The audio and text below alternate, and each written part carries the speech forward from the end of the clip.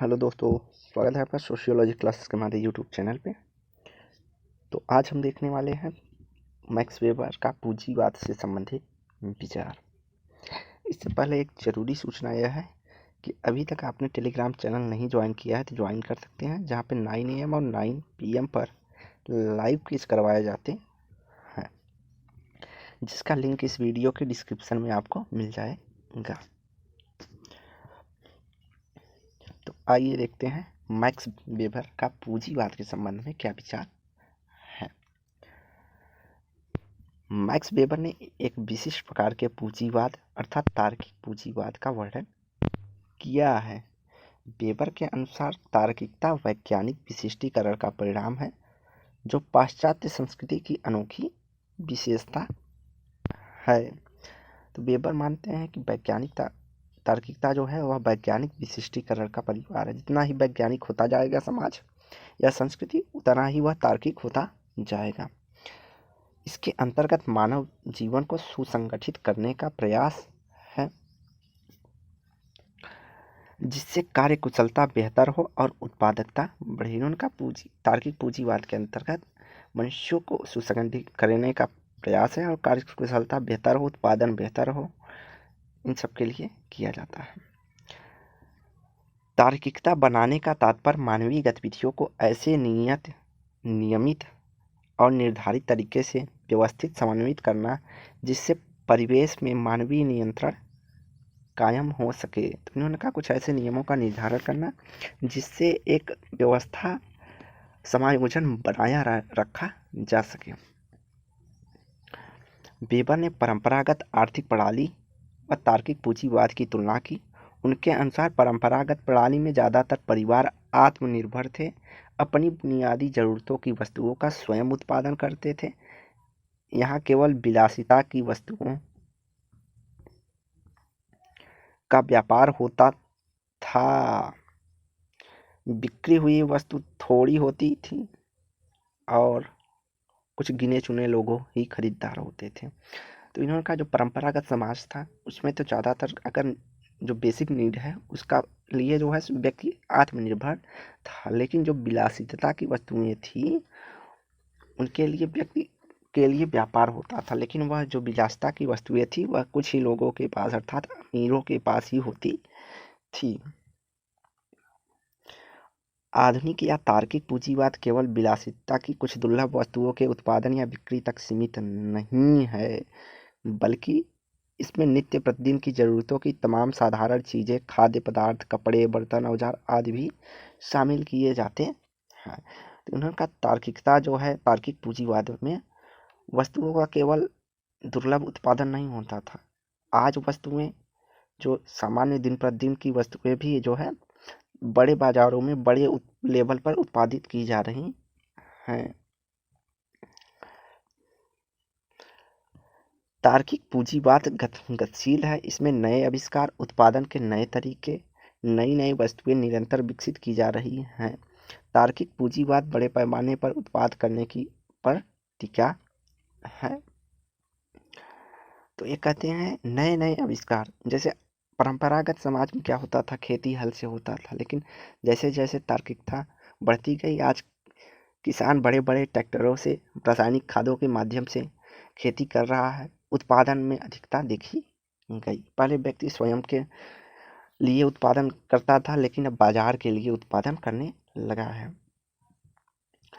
आधुनिक पूंजीवाद का लक्ष्य है ज़्यादा से ज़्यादा लोगों को ज़्यादा से ज़्यादा वस्तुएं उचित दामों में बेचना। इन्होंने कहा जो आधुनिक पूंजीवाद है या तार्किक पूंजीवाद है, इसका लक्ष्य है कि ज़्यादा से ज़्यादा लोगों को वस्तुएं पहुंचाना, वो भी उचित मूल्य पर।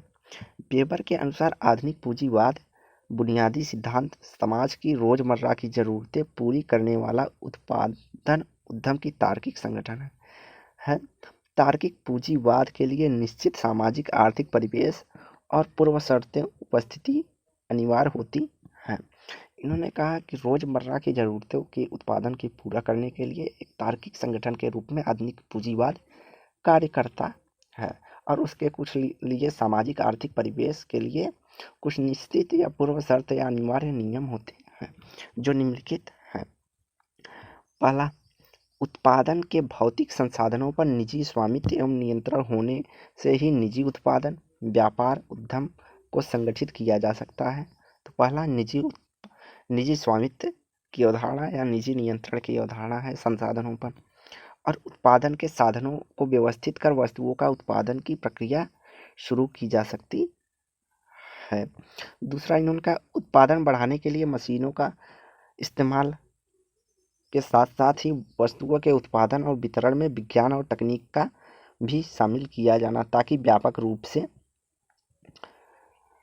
विविध प्रकार की वस्तुएं ज़्यादा से ज़्यादा कुशलता से तैयार की जा सके, अर्थात वैज्ञानिक तकनीकों का प्रयोग करके वस्तुओं की उत्पादन क्षमता में वृद्धि करना।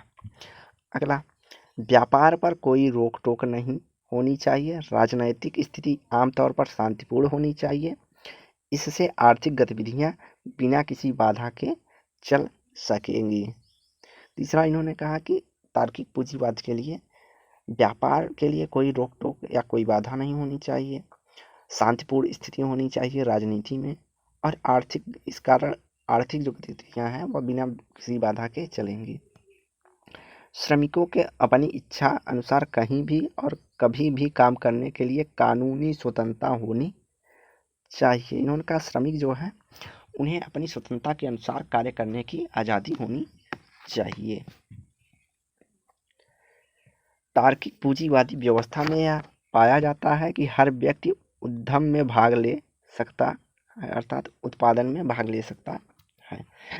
समाज के सभी लोगों पर लागू होने वाले कानूनी प्रणाली होनी चाहिए, अर्थात तार्किक कानूनों की एक व्यवस्था होनी चाहिए। इससे आर्थिक अनुबंध की प्रक्रिया सरलतम हो जाती है। तो ऐसे सामान्य कानून होने चाहिए जो सभी पर लागू होते हों। इस प्रकार तार्किक पूंजीवाद ऐसी आर्थिक प्रणाली है जिसमें उत्पादन के साधनों पर निजी स्वामित्व तथा नियंत्रण होता है और तर्कसंगत तकनीक की मदद से वस्तुओं का व्यापक स्तर पर उत्पादन होता है और बाहर से बिना किसी रोक टोक के व्यापार होता है। श्रमिकों को नियोजन से अनुबंध करते हैं क्योंकि वे कानूनी तौर पर स्वतंत्र होते हैं। सभी लोगों पर समान कानून प्रणाली लागू होती है जिससे व्यापारिक अनुबंध करना आसान हो जाता है। जैसे समान पारिश्रमिक नियम है, इस तरह के कानून जो है उत्पादन व्यवस्था के लिए लागू किए जाने चाहिए जो सभी पर एक समान लागू होते हैं। अब व्यापार एक अनुबंध है, अर्थात एक समझौते के रूप में देखना चाहिए। अब तार्किक पूंजीवाद के कारण क्या हैं? आर्थिक कारक। वेबर ने आर्थिक कारकों में घरेलू इस्तेमाल के लिए छोटे पैमाने पर वस्तुओं के उत्पादन की जगह फैक्ट्रियों के बड़े बड़े पैमाने पर उत्पादन, घरेलू कामकाज, कारखानों के कामकाज बीच बढ़ने वाले अंतर, परिवहन, संचार के विकास से अर्थव्यवस्था को तर्कसंगत रूप देने में मदद तथा समान मुद्रा के चलन या बही खाता प्रणाली से आर्थिक लेन देन आसान होना आदि को सम्मिलित किया जाता है। तो आर्थिक कारक हैं जिनमें पहले जो घरेलू इस्तेमाल में वस्तुएं होती थी उनका उत्पादन बाजार में बड़े पैमाने पर किया जाना लगा, उसका व्यापार किया जाना, अर्थात परिवहन संचार के साधन के माध्यम से उसे एक स्थान से दूसरे स्थान पर पहुंचाया जाना और मुद्रा का चलन, बही खाता प्रणाली आदि के आधार पर लेन देन में आसानी अर्थात पैसे का चलन भी बाजार में शामिल किया जाना जो है तार्किक पूंजीवाद के कारण है। दूसरा है राजनैतिक कारक। आधुनिक पाश्चात्य पूंजीवाद का विकास नौकरशाही आधारित तर्क विधिक राज्य के विकास से जुड़ा है। इसमें नागरिकों के कुछ वैधानिक अधिकार और कर्तव्य होते हैं। नौकरशाही पर आधारित राज्य में सामंतवादी व्यवस्था टूटती है।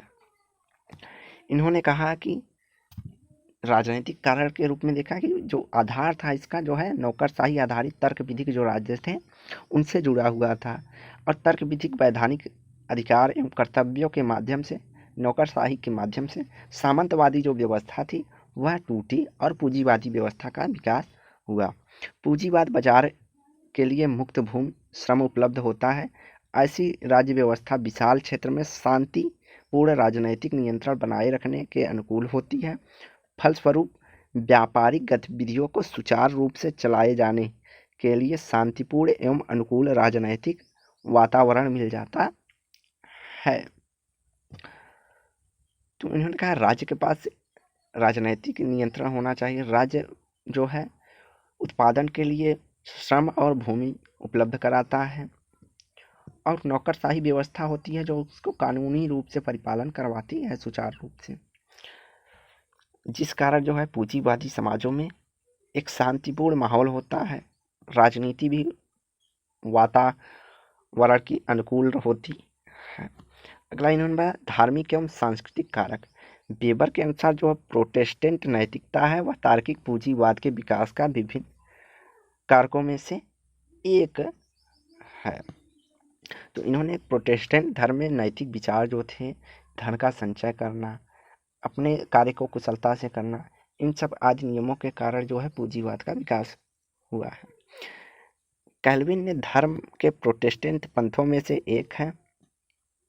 इस पंथ में पूर्वनियत सिद्धांत से तात्पर्य यह विश्वास है कि लोगों को ईश्वर से मुक्ति पाने के लिए चुना गया है।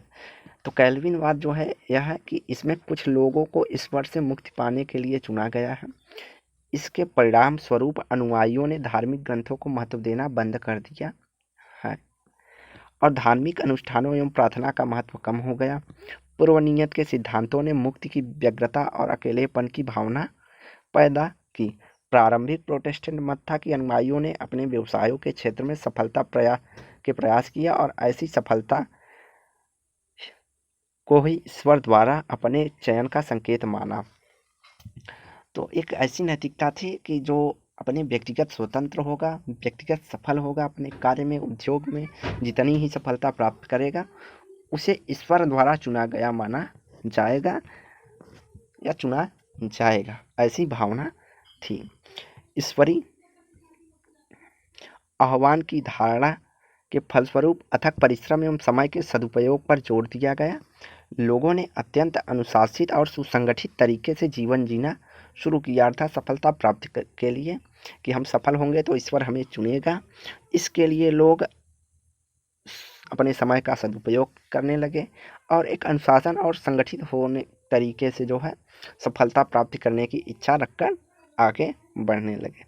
इच्छा शक्ति के सुसंबद्ध तरीके के इस्तेमाल के निरंतर आत्मनियंत्रण की प्रवृत्ति बनी, जिससे व्यक्तिगत आधार पर तर्कसंगत बनाने में मदद मिली।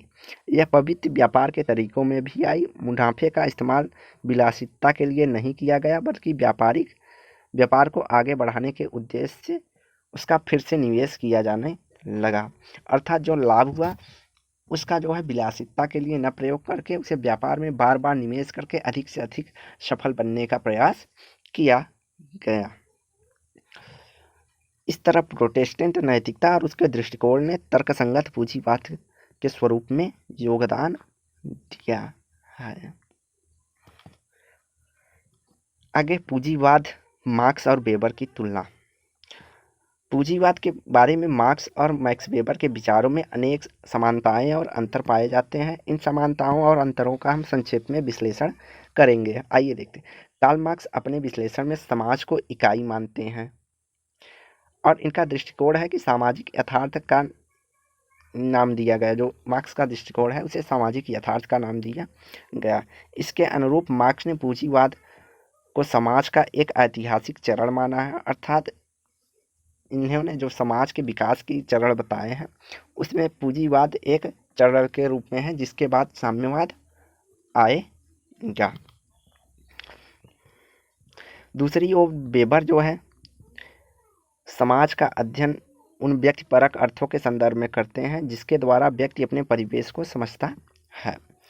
वह सामाजिक स्थितियों की व्याख्या व्यक्तियों के दृष्टिकोण के संदर्भ में करते हैं।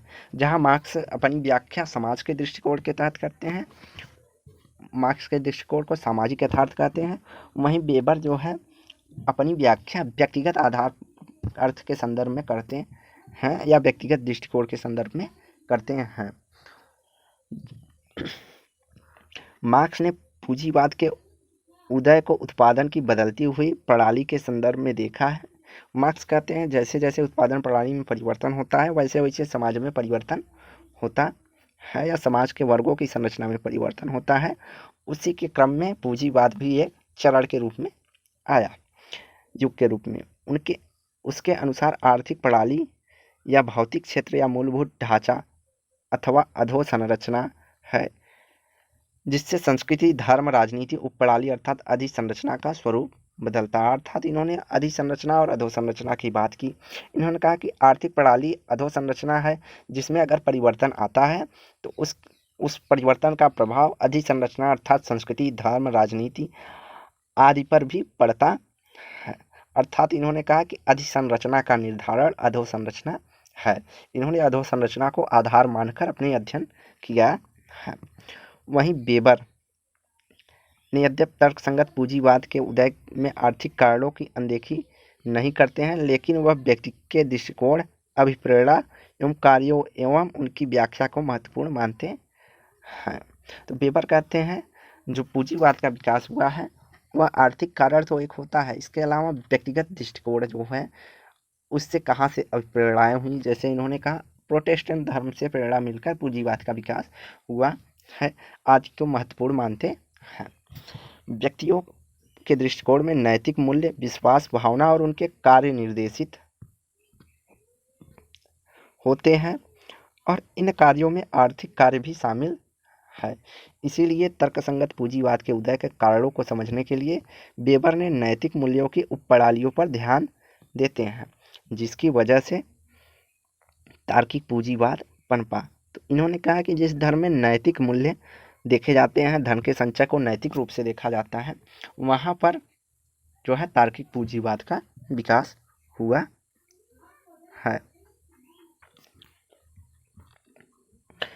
कार्ल मार्क्स के अनुसार पूंजीवादी व्यवस्था श्रमिकों का शोषण, अमानवीकरण, समाज में श्रमिकों के अलगाव का कारण है। तो कार्ल मार्क्स जो है पूंजीवाद की व्याख्या नकारात्मक संदर्भ में करते हैं कि पूंजीवादी व्यवस्था श्रमिकों का शोषण करती है, अमानवीकरण और अलगाव जैसी अवधारणाओं को पैदा करती है। यह असमानता पर आधारित है और इसको नष्ट होना तय है, अर्थात या इसे नष्ट किया जाना तय है। तो मार्क्स ने कहा है कि जो है एक शोषणकारी संस्था है, इसमें जो है कुछ पूंजीपति लोग या बुर्जुआ लोग जो है सर्वहारा लोगों का शोषण करते हैं और इस युग या इस व्यवस्था का अंत होना तय है। इन्होंने अपनी साम्यवाद की व्याख्या में कहते हैं कि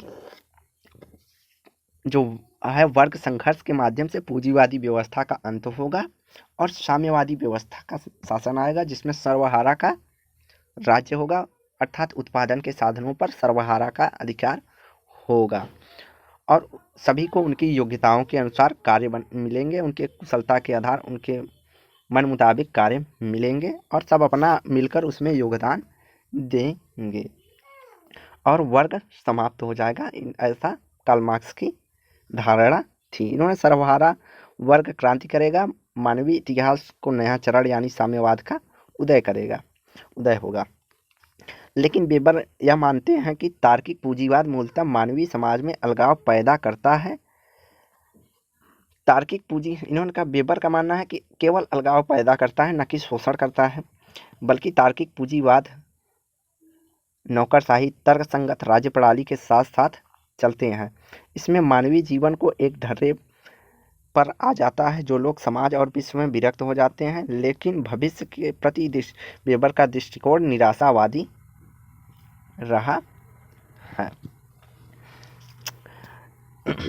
तो जो वेबर व्याख्या करते हैं जहाँ पूंजीवाद को लेकर भविष्य को लेकर जो है आशावादी आशा रखते हैं, मार्क्स की साम्यवाद आएगा, सर्वहारा का राज होगा, वहीं वेबर ने इस दृष्टिकोण को निराशावादी दृष्टिकोण के रूप में देखा है। इन्होंने कहा जो है पूंजीवाद तार्किक पूंजीवाद तर्कसंगत रूप से चलेगा, राज्य के प्रणाली के साथ साथ चलेगा, यह एक नियम लागू करेगा जिसके साथ समाज और विश्व चलेंगे और विरक्त होंगे, अलगाव होना ही है, लेकिन जो है अलगाव की स्थिति देखी जाएगी। लेकिन जो वेबर का दृष्टिकोण है इसको निराशावादी रूप में देखा। इन्होंने आशा नहीं किया है कि आगे ऐसा कोई वो आएगा।